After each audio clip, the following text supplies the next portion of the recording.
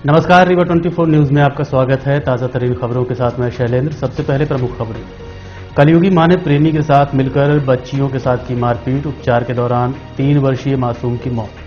Corona के चलते घर में आइसोलेट मरीज का हाल जानने सांसद ने दी मरीजों के घर दस्तक। कोरोना मरीज से संजय गांधी अस्पताल के बेड फुल, नए मरीजों की एंट्री पर प्रतिबंध और ऑक्सीजन प्लांट का इंस्टॉलेशन कार्य शुरू। खबरें विस्तार से।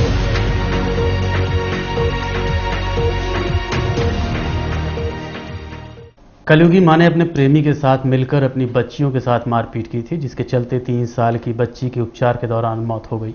वहीं दूसरी बच्ची का संजय गांधी अस्पताल में उपचार जारी है। रीवा जिले के रायपुर थाना क्षेत्र अंतर्गत कोष्टा निवासी अंजू मिश्रा का पति जेल में है। वहीं उसका प्रेम प्रसंग दीपक ठाकुर नामक युवक से चल रहा है, जबकि अंजू मिश्रा की 2 पुत्रियां भी हैं। लगभग 15 दिन पूर्व अपने ससुराल से ये कहकर चली आई कि वो अपने पति से तलाक लेना चाहती है और अपनी दोनों बच्चियों को साथ में लाकर प्रेमी के साथ रहने लगी। लगभग 2 दिन पूर्व महिला ने अपने प्रेमी के साथ मिलकर दोनों बच्चियों के साथ जमकर मारपीट की और गंभीर अवस्था में दोनों को उपचार हेतु ये कहकर भर्ती करवा दिया कि सीढ़ी से खेलते समय गिर गई हैं, जिसमें से 3 वर्ष की छोटी बेटी की उपचार के दौरान मौत हो गई। वहीं बड़ी बेटी का उपचार जारी है। इस पूरी घटना की जानकारी बड़ी बेटी, जो कि घायल अवस्था में है, उसके द्वारा चाचा को दी गई। चाचा ने मामले की जानकारी पुलिस को दी। थाना प्रभारी मृगेन सिंह द्वारा मामले को गंभीरता से लेते हुए जांच में जुट गए हैं। इस संबंध में मृतक बच्ची के चाचा कृष्णपाल मिश्रा से बात हुई।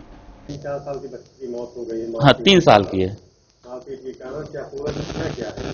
ये है क्या कि ये अंजू जो है हमारी भयाहू है, और ये क्या है कि जो छोटा भाई है वो जेल में है और ये उससे तलाक चाह रही थी।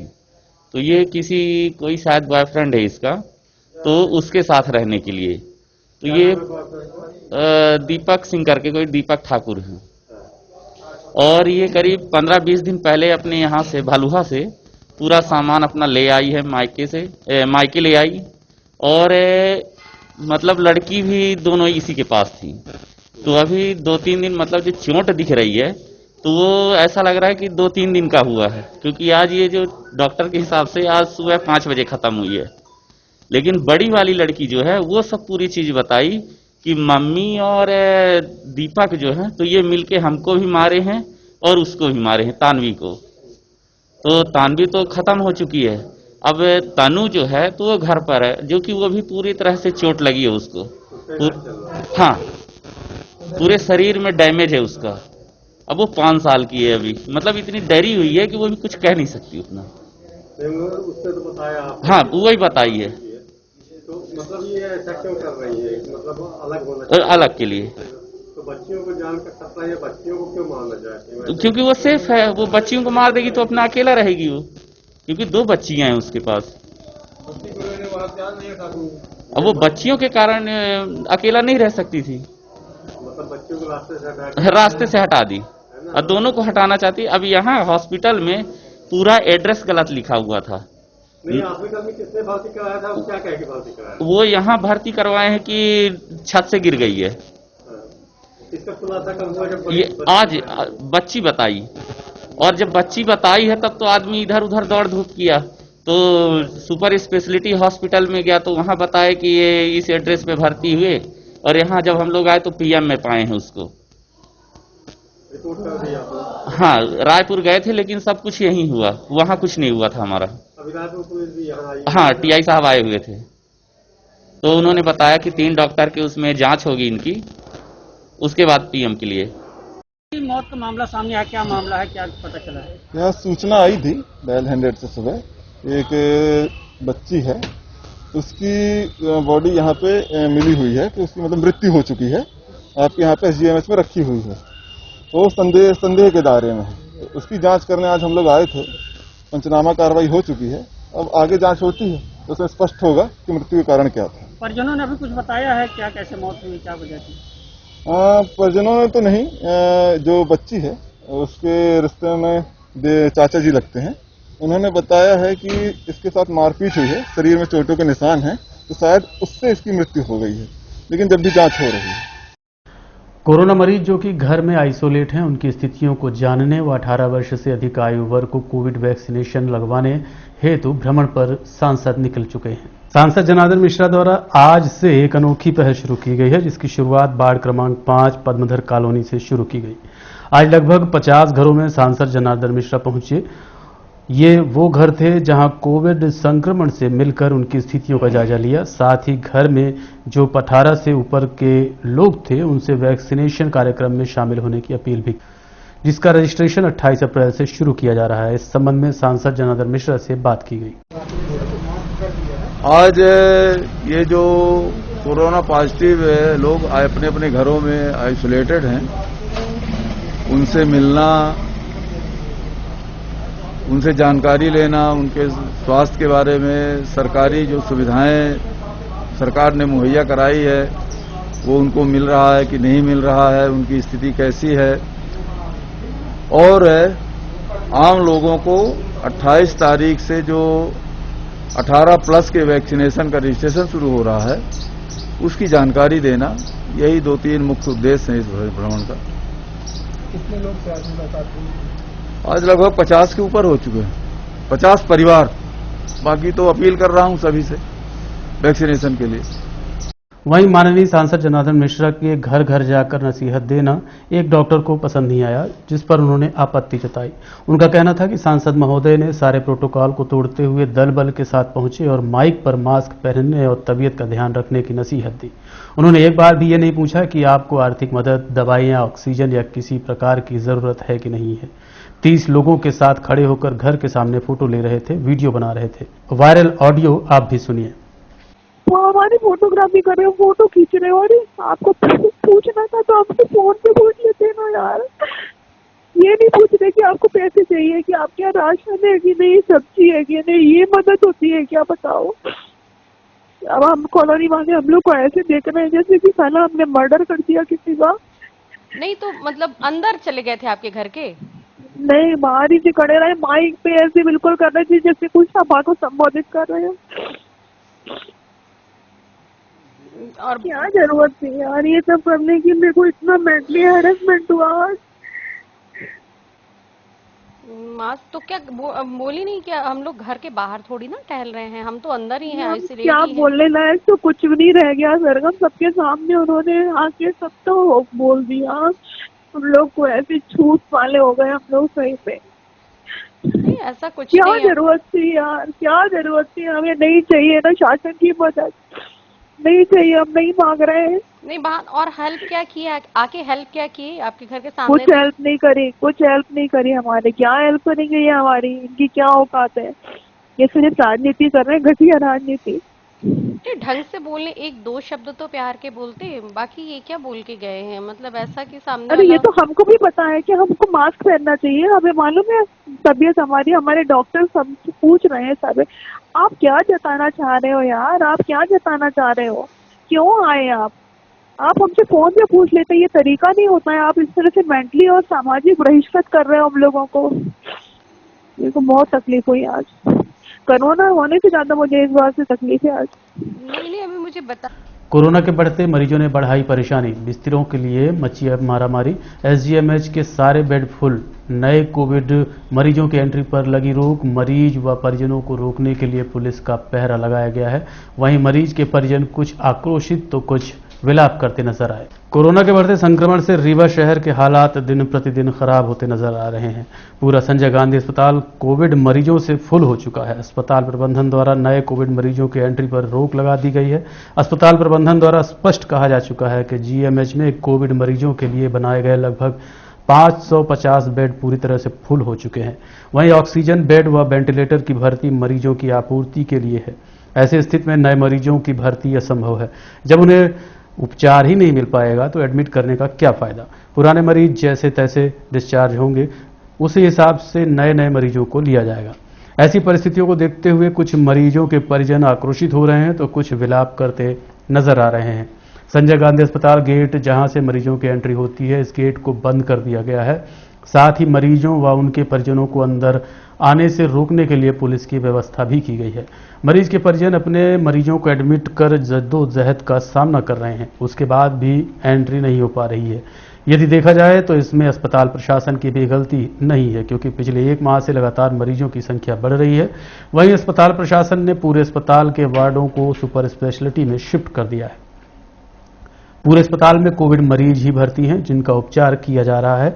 आपको बताना चाहेंगे, यहां शहडोल और रीवा दोनों संभागों के जिलों से मरीज रेफर होकर आ रहे हैं और पूरे रीवा सहित आसपास के गांव के लोग भी यहीं आ रहे हैं। वहीं प्राइवेट अस्पताल में भी सारे बेड फुल चल रहे हैं। फिलहाल जो स्थिति देखने को मिल रही है वो सामान्य नहीं है। अब देखना यह है कि आगे शासन व प्रशासन कब तक इनका इंतजाम कर पाता है। तब तक कितने लोग कोरोना के चलते काल के गाल में समा जाएंगे। इस संबंध में medical college dean Manoj Indulkar से बात की गई। उन्होंने क्या कहा, आप खुद। अभी वर्तमान में हम लोग कोशिश कर रहे हैं कि अधिक से अधिक अगर डिस्चार्ज हो जाए तब तो नए एडमिशन हम ले पाएंगे, और एडमिशन प्रतिदिन बढ़ते जा रहे हैं। और हमारे पास में जितने वेंटिलेटर है, जितने ऑक्सीजन बेड है, उन सभी पर मरीज आ चुके हैं। तो ऐसी परिस्थिति में ये है कि जिला अस्पताल या 2 अन्य अस्पतालों में हम लोग कोशिश कर रहे हैं कि किसी तरह से हम लोग अरेंज कर पाएँ। तो अभी जैसे जैसे डिस्चार्ज होंगे उसके पश्चात ही फिर कुछ कहा जा सकता है भर्ती का। हम लोग एक ट्रायल एरिया बना रखा है ऑब्जर्वेशन का, जिसको ज़्यादा दिक्कत होती है और भर्ती नहीं हो पा रहा है, तो ट्रायल एरिया में हम लोग देखते हैं 4-6 घंटे में अगर वो स्टेबल हो जाता है तो घर भेज देते हैं, अनस्टेबल होता है तो उसकी भर्ती कर देते हैं। सर, आपके द्वारा प्रयास किए जा रहे हैं बेड को बढ़ाने के लिए, तो मतलब कब तक ये इंतजाम हो पाएगा? अभी हम लोगों की कोशिश यही है कि ऑक्सीजन बेड जो है हमारे ग्राउंड फ्लोर पे काम चल रहा है और अभी 1 सप्ताह के अंदर पीआईयू के द्वारा किया जा रहा है काम, तो 1 सप्ताह के अंदर वो काम पूरा कर लेंगे, ऐसी संभावना है। ऑक्सीजन की क्या स्थिति है अभी? ऑक्सीजन वर्तमान में अभी अच्छा है, ठीक है, और शासन के स्तर पर हम लोगों को बीच बीच में टैंकर हमको मिल रहे हैं। जैसे कल भी हमको 12 बजे करीब एक टैंकर मिला है, जिसमें 15 टन के करीब ऑक्सीजन प्रदाय की गई। आज भी हमारे पास 3.8 का आया है, लेकिन मरीजों की संख्या खूब अधिक है। हमारा कंज्यूमशन उस तुलना में बढ़ गया है जितनी हमारी आवश्यकता है, लेकिन शासन स्तर पर इसकी आपूर्ति बराबर हो रही है। इसके साथ साथ मरीजों के परिजनों से भी बात की गई। बताया, मैंने कहा कि आपके सीनियर कौन है, किसी से भी बात कर लो, कुछ भी करके कोई सुनवाई कुछ नहीं है। और बेड अगर आप जाके अंदर देखेंगे तो बेड अवेलेबल है, वो किसके लिए हमें नहीं, यही चीज नहीं समझ आ रही कि हम 3 घंटे से घूम रहे हैं। पहले बात तो कोई ऐसा पर्सन नहीं जो सही से किसी को गाइड कर सके।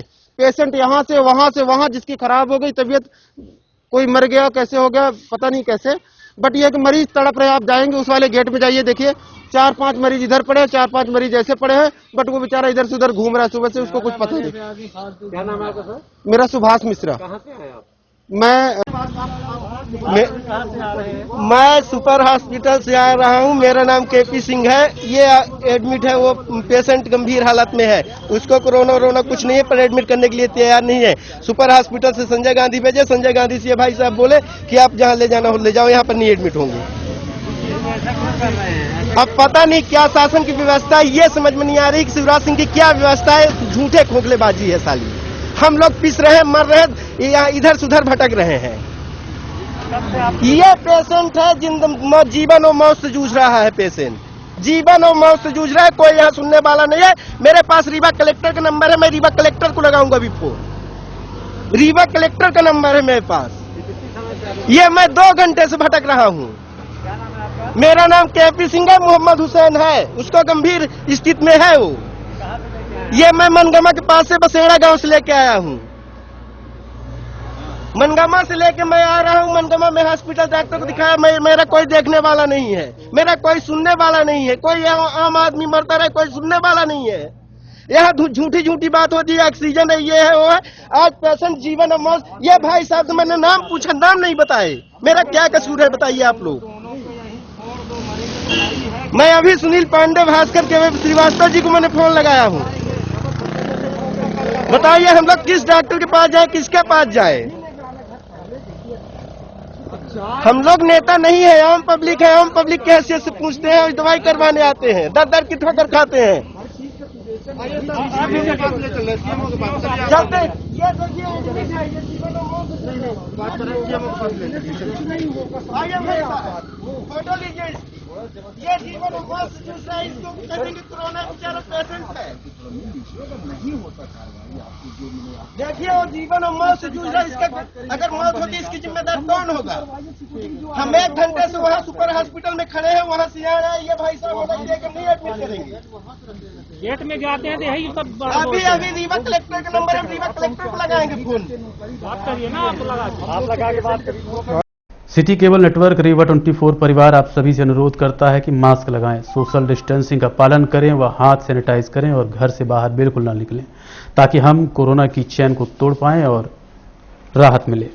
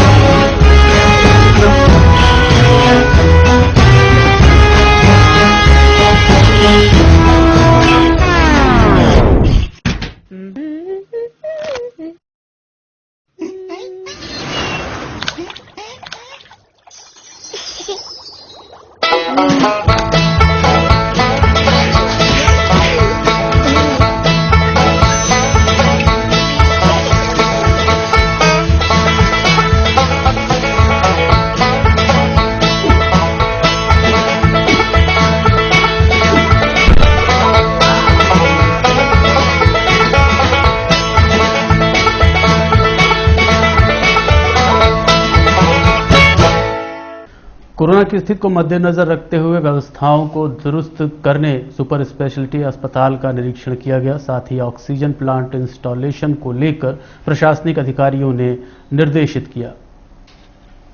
कोरोना के बढ़ते मरीजों से संजय गांधी अस्पताल के वार्ड लगभग फुल हो चुके हैं। वहां से कुछ डिपार्टमेंट को और शिफ्ट करने की नियत से जगह का निरीक्षण करने प्रशासनिक अमला सुपर स्पेशलिटी अस्पताल का भ्रमण करने पहुंचा।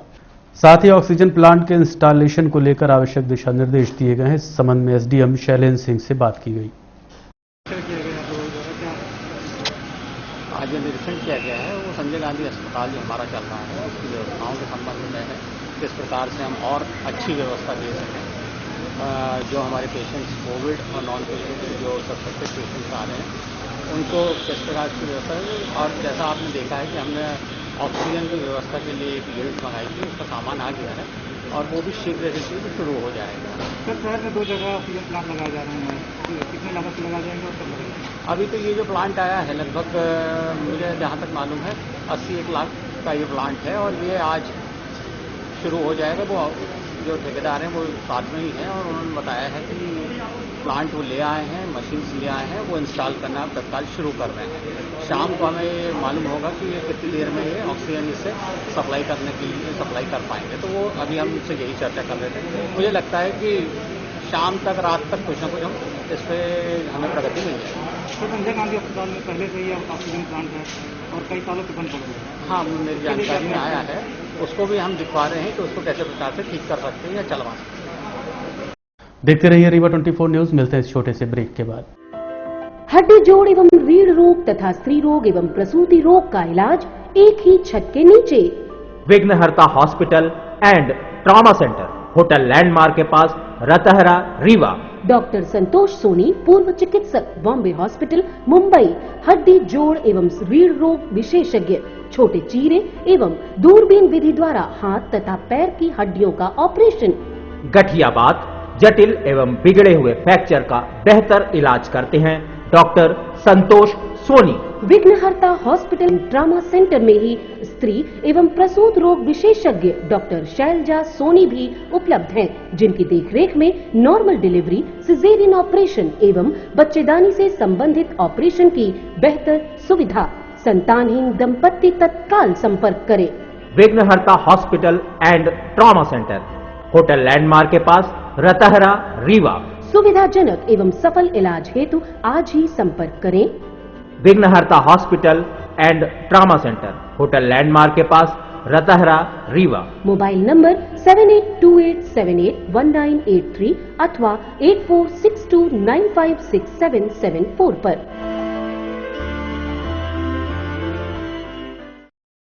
रीवा शहर में कोरोना कर्फ्यू के चलते मिट्टी के बर्तन का व्यवसाय करने वाले लोगों पर आर्थिक संकट मंडरा रहा है। कोरोना कर्फ्यू का सीधा असर सीजनल व्यापार करने वालों पर देखा जा रहा है। इनमें से एक वर्ग है कुम्हार, जो मिट्टी के बर्तन का साल में एक बार व्यापार करके अपनी रोजी रोटी चलाता है। इनके सामने पिछले वर्ष से लगातार कोरोना का संकट होने से व्यापार पूरी तरह से नष्ट हो गया है।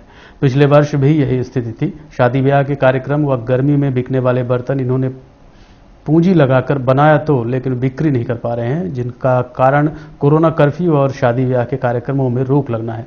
पिछले वर्ष भी इन्होंने बर्तन बनाकर तैयार किए थे, जो कि कोरोना काल में बिक्री नहीं हो पाए और बरसात में नष्ट हो गए। इस वर्ष भी वही हो रहा है।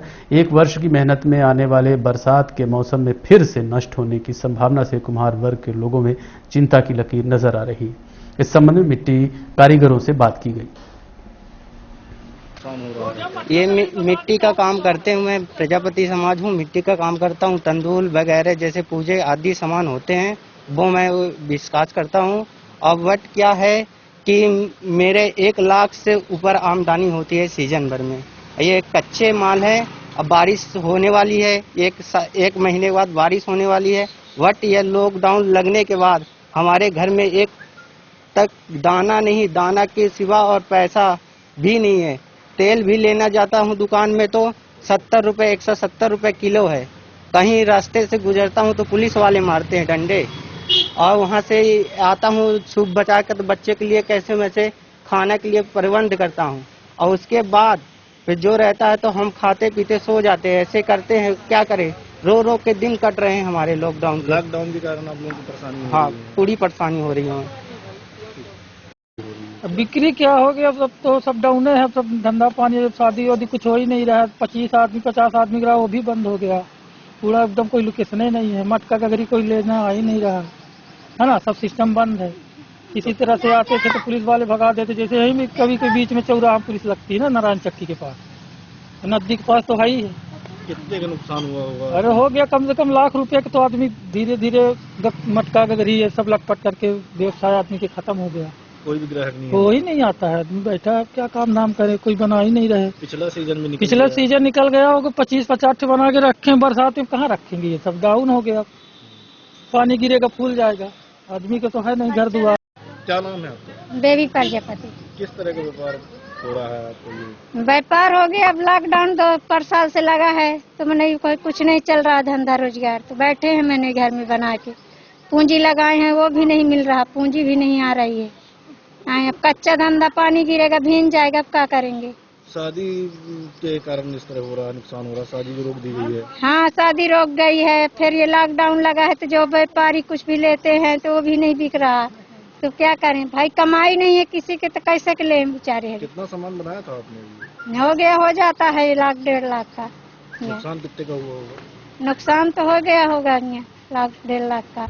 और अब चलने से पहले प्रमुख खबर एक बार फिर। कलयुगी मां ने प्रेमी के साथ मिलकर बच्चियों के साथ की मारपीट, उपचार के दौरान 3 वर्षीय मासूम की मौत। कोरोना के चलते घर में आइसोलेट मरीज का हाल जानने सांसद ने दी मरीजों के घर दस्तक। कोरोना मरीज से संजय गांधी अस्पताल के बेड फुल, नए मरीजों के एंट्री पर प्रतिबंध और ऑक्सीजन प्लांट का इंस्टॉलेशन कार्य शुरू। आज के अंक में इतना ही। देखते रहिए रीवा 24 न्यूज। नमस्कार।